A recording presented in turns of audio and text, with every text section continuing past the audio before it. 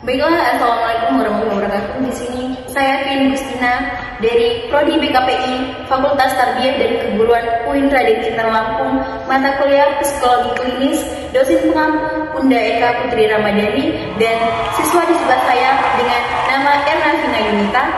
Di sini saya akan melakukan konseling terhadap anak berkebutuhan khusus tunanetra yang sudah ada di samping saya. Untuk penjelasan lebih lanjut, saya akan menjelaskan terlebih dahulu tentang apa itu tunanetra. Tunanetra adalah seseorang dengan penglihatan redup atau kurang normal, bahkan sangat tidak bisa melihat atau buta. Untuk mengidentifikasi siswa di sebelah saya membutuhkan usaha orang tua, guru, atau pendidik yang memahami hambatan-hambatan apa saja yang dialami oleh siswa di samping saya. Ada 3 karakter anak tunanetra. Yang pertama yaitu mengenal bentuk dari berbagai jarak, mengenal jari dari berbagai jarak, dan tidak mengenal pergerakan tangan. Selanjutnya saya akan mengidentifikasi siswa di samping saya dengan pertanyaan-pertanyaan yang akan saya sanggahkan. Untuk pertanyaan pertama, saya akan bertanya kepada siswa di samping saya tentang apakah yang Anda rasakan bentuk mata kanan dan kiri Anda merasa berbeda? Apakah Anda merasa bahwa mata Anda mengalami juling? Tidak. Apakah sering merasa infeksi terhadap mata? Tidak. Lalu apakah Anda merasa gerakan mata Anda tidak beraturan dengan cepat? Iya. Mata Anda apakah sering merah, bengkak? Tidak. Apakah bola mata Anda terasa kering? Tidak.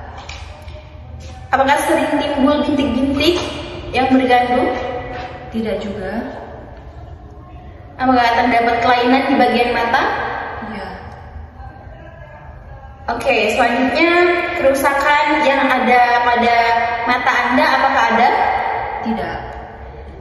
Ya, secara nyata apakah Anda bisa melihat? Secara nyata? Tidak. Untuk mengenal dan mengamati jarak dari dekat apakah Anda bisa? Bisa. Lalu, apakah Anda sering menabrak saat berjalan kaki? Tidak. Apakah sering tidak konsentrasi saat berjalan? Iya. Hasil pemeriksaan dari penglihatan Anda sangat kurang. Iya. Tapi apakah Anda sering menunjukkan respon terhadap orang lain terhadap apa yang kamu rasakan?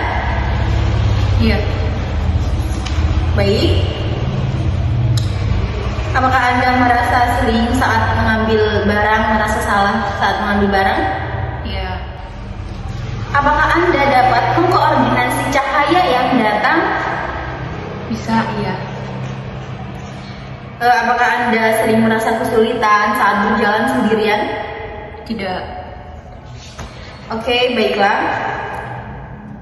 Sudah cukup pertanyaan yang sudah dijawab oleh siswa ini. Selanjutnya saya akan menjelaskan tentang asesmen yang akan terjadi pada siswa dan hasil identifikasi dari pernyataan saya dan jawaban dari siswa tersebut.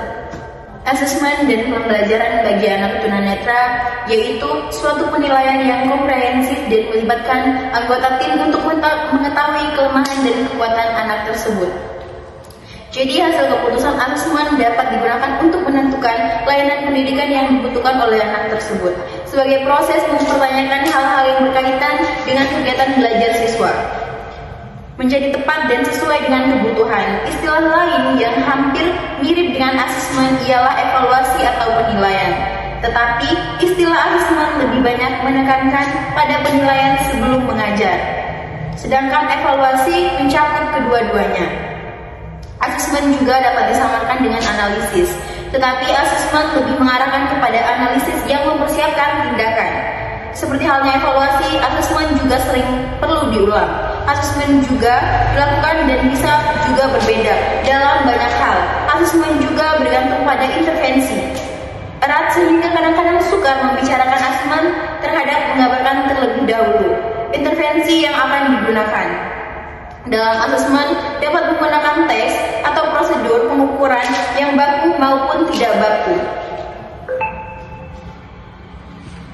Baiklah, setelah melakukan asesmen terhadap siswa di samping saya mendapatkan pernyataan bahwasannya dia dapat menggerakkan matanya yang tidak beraturan dengan cepat, lalu terdapat kelainan di bagian mata, dan mengenal dan mengamati jarak dekat, serta penglihatan rabun, sering mengarahkan kepala saat melihat, dan sering menunjukkan respon terhadap orang, sering salah mengambil barang, dan dapat mengkoordinasi cahaya yang akan datang.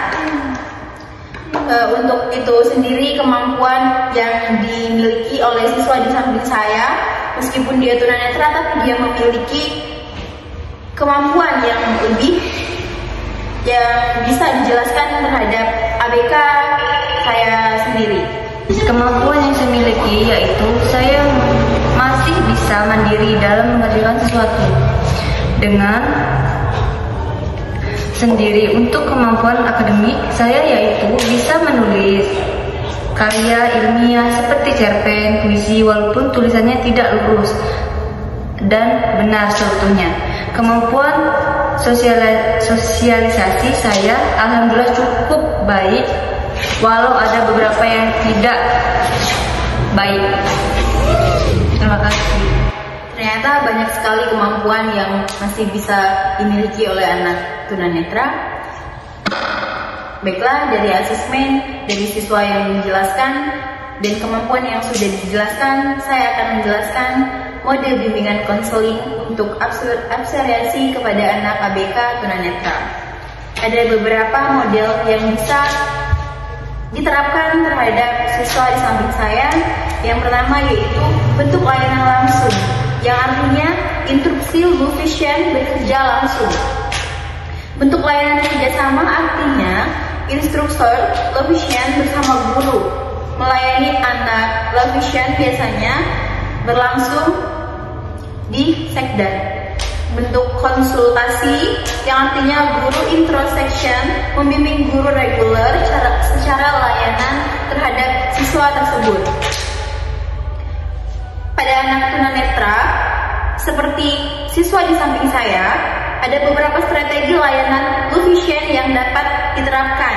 Yang pertama yaitu fungsional, yaitu menjelaskan fungsi penglihatan seperti kerjasama, mengurangi silau.